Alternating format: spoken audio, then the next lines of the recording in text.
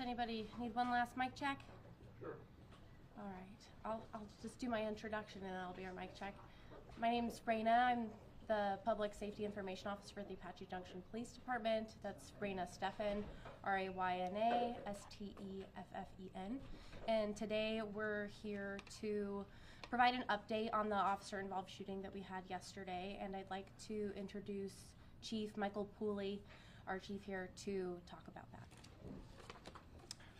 Hey everybody, my name is Michael Pooley, P-O-O-L-E-Y. I am the Chief of Police here in the city of Apache Junction. I've been the chief for about 3.5 years, and it has been an absolute honor to be here in this amazing city.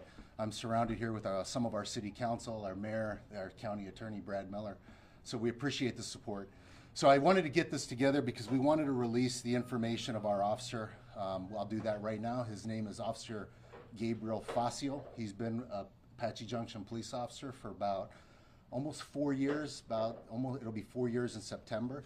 Prior to that, he worked for the city of Phoenix. He went through the Phoenix Police Academy and served a short time over there before he came and joined our department here. And I'll get more about Officer Facio here in just a second. Just to recap what happened yesterday, about 9:20 in the morning, we got a call reference a road rage situation where there was an individual that was brandishing a firearm, driving a white Tesla. They were going down Ironwood, towards Elliot. When that call came out, we had an officer that was doing traffic enforcement in that area, located the vehicle, and initiated a traffic stop.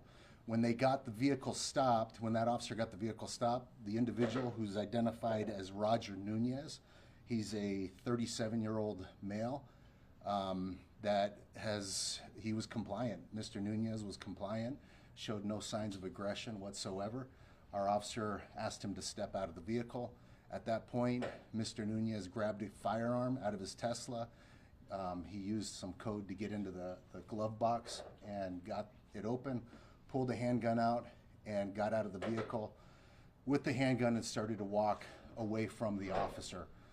The officer asked him to stop, tried to get him to comply. He refused. He did say at some point that he wanted the officer to shoot him, and at that point it was kind of like a suicide by cop.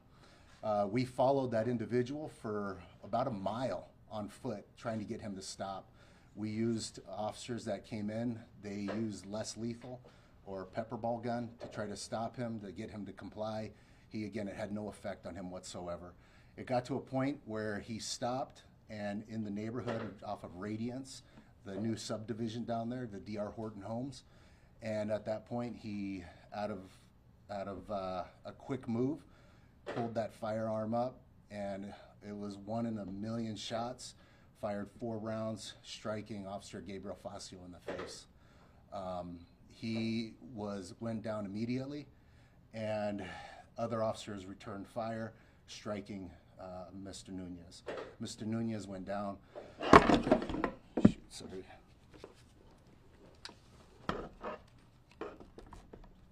Thanks. So when Officer Facio went down, the other officers on scene immediately recognized that he was in extremely critical condition. They immediately loaded him into the vehicle, the patrol vehicle, and one of our officers drove him to Banner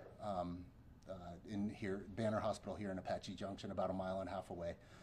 When they got there, he was not in good shape. He was in extremely critical condition, and the medical staff there were able to preserve his life to where he is today. He is still in very critical condition, and one thing that we'll tell you is that we need prayers for our officer. He is definitely a fighter, but he is not anywhere close from being in a stable condition. So as things continue to go on, we'll keep you updated. I'll tell you, Officer Facio is kind of the heartbeat of our department. Everybody loves Officer Facio. He's always got a great attitude. He's always here to support anytime we need him. He's married, has 2 children. He's just a wonderful human being and one of my personal favorites. I'm not supposed to have favorites, but I'll tell you, he is one of my favorites. He really is just the heartbeat of this department. And it is very, very difficult for our officers right now. With being here, many of you know I've been the PIO for years at another agency in Tempe, and you know, I've reported on these types of things in the past, but as the chief, it's a different responsibility. And for me to see one of my officers and visiting with him and his family at the hospital, it is heartbreaking to see one of your strong, tough officers in a very dire situation. So again, we ask for prayers and comfort for the family, support from the community. If there's anything that we need, we know that we have a community that supports us, and we really do appreciate that. So that being said, I'll answer any questions. Chief Fuller, Kenzie Beach with Fox 10. Can you speak to, I mean, men and women like your department across the whole valley put their lives on the line every day. Can you speak to these types of attacks that we're seeing an increase of and what it does to an entire department? Yes, so the question was to speak to these types of violent acts towards law enforcement. We are seeing an increase in these types of acts, aggression towards law enforcement. It's unacceptable. It's something that our officers, we talk about on a daily basis and we prepare ourselves for. We know that the 99% of the community supports us, and they're compliant, and that they do everything they can to be there for us when we need them. But there is a contingent that they don't care what uniform you have. They don't care your role, your responsibility, and they take any type of aggression that we've seen, just like we saw yesterday. Like I said, Officer Facio is a good man. He's a family man. He's a husband and a father. He wants nothing but the best for the city of Apache Junction and the entire state of Arizona. And when you go up, you know, we don't know what's going to happen each day with our officers. We don't. We know that they're going out into an area where there is dangerous individuals like we encountered yesterday. Chief, AZ Family News here. I'm Stephanie Dupre. Can you talk about the suspect, and can you talk about if this person had any warrants out? What's his criminal background? Can you talk about just all of his background if you have it, and then, you know, with this considered also a mental health call if he went in to grab his gun out of his car? Yes, so thank you. The question was to give some more information about the suspect. Roger Nunez, he's 37 years old. Chief, I believe it's Robert Nunez. Robert Nunez, we'll confirm that. Robert Nunez, he is, there's very limited criminal history. It was something where there was not a lot that this guy was on our radar for anything. And again, it's one of those things that's part of the investigation to see if this is something that there were signs that there were people that could have understood and jumped in before it got to this moment. Right now, there's no indication of anything. So we're trying to figure that part out, and we're trying to really put those things together. Was the gun registered in his name? Was he a concealed carry? No. So that brings up a good point. Hey, Chris, can you hold that door open so it stops making that noise? It makes that noise because of people who are in motion. Even if it's open? Even if it's open. Okay, sorry guys. So just so you know, the gun that was located was a ghost gun. A ghost gun is a gun that's unmarked. It has no serial numbers. That's part of the investigation that Mesa Police Department is going to be doing, is where did that gun come from. He was not a prohibited possessor. He was not anything to indicate that he was a violent felon or anything. But we do know that he was not in his right state of mind yesterday, especially when he made the decision to fire at our officers. Is he an Apache Junction resident?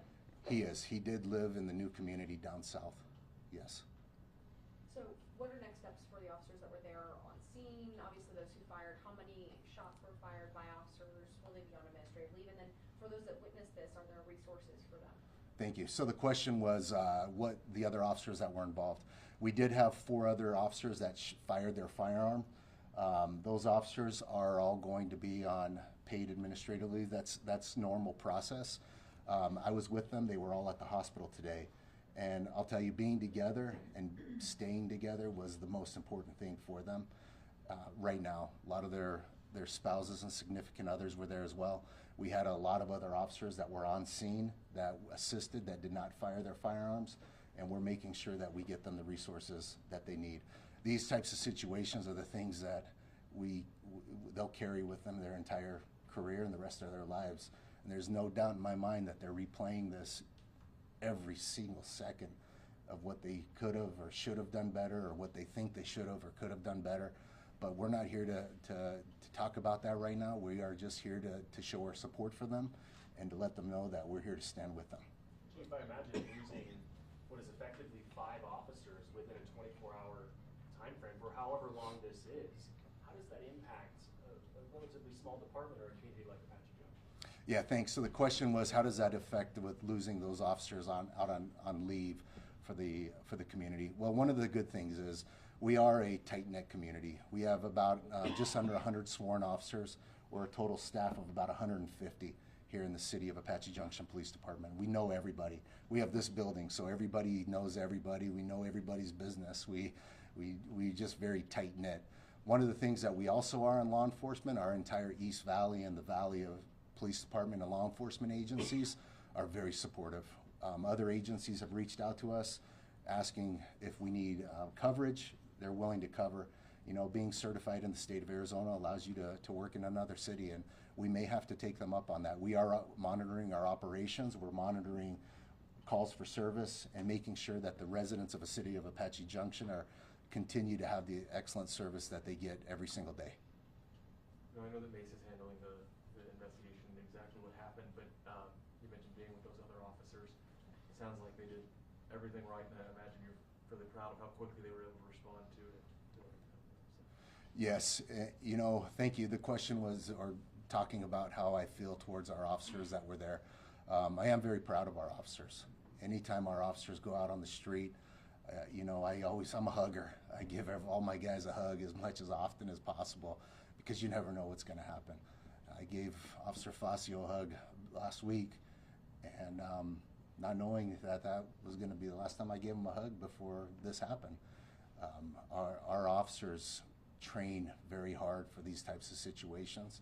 Luckily, we don't have a lot of violent crime in the city of Apache Junction, so this does shake us. It shakes our officers. It shakes the entire department and the entire community, which is why we have so many of our city council here, our county attorney, that show the support, because these things don't usually happen in our city. And I am proud of them. I'm very proud of them. And you know, we're going to learn from this too. Was it perfect? Who's to say? You know, but we are going to learn from it. We have to. Anytime that something like this happens, we think, how could we have done something differently? But I'll tell you, had those officers not reacted the way they did, Officer Facio would have lost his life yesterday on that street. There's no doubt in my mind. And I met individually with each of those officers, and I let them know. And with tears in my eyes and tears in theirs, they appreciated knowing that they were able to save him for that point. But in closing, I just want to reiterate, Officer Facio is fighting for his life. There's no doubt about it.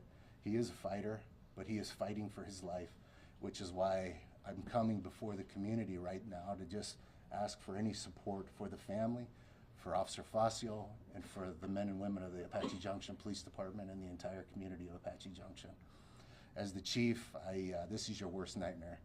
I was on a plane yesterday to Orlando in the morning. I left at 8 in the morning and got a text mid-flight and talk about helplessness and how you feel just completely helpless. And you know, the airlines were great. They got me on a flight right back, right when I landed in Orlando and got back out here. But you know, to be here with the men and women of our department is what we are here for. I appreciate you guys coming out and covering this story. This is an important topic. Every officer that works in uniform, whether you're a sheriff's deputy or a trooper or a police officer for a municipality, we do this exact same job, and we are faced with the exact same dangers. And oftentimes, sometimes, we have situations like this. And again, we ask that you keep Officer Facio and his family in your prayers, and we hope that we can report something back even better in the next couple of days.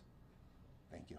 Chief, real quick, any Yes. charges being recommended to the county attorney's office for Mr. Nunez? Yes, they are. Like I said, the Mesa Police Department is taking primary on that, but they are going to be charging right now with aggravated assault, multiple counts of aggravated assault, even from the road rage incident as well. Can you speak to the type of gun that may have been used by the suspect?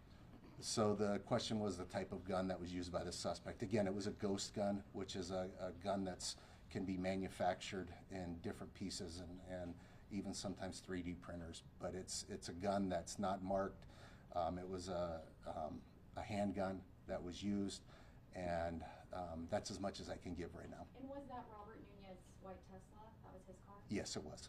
Yes, the white Tesla did belong to the suspect. So. You mentioned the community support. Just what's the best way for them to offer their support right now? Lots of people that are going to want to help. Yeah, so, the question was how can people support? You know, I'll tell you, I believe in prayer, and I pray. I think any kind of prayers for comfort, for the family, for Officer Facio would be something that anybody and everybody can do at any point and anywhere, in any location. As far as going on, if we have a fundraiser for him, we'll let you know. We're kind of waiting to see what's going to happen and see where we go from here. So I appreciate that. We have that form that we just put out Oh, on yeah. social media as well. On social media, we have a form that we're going to give to the family for people that may have known Officer Facio or that just want to share a message of support, that they can do that, and it's on our social media as well. So, yes, ma'am. I'm Patricia Skipper. I was just wondering if we could add a moment of prayer, silent prayer, before you end things. Yeah, we can do that right now, and then we'll end. So if you can just join me with a moment of silence.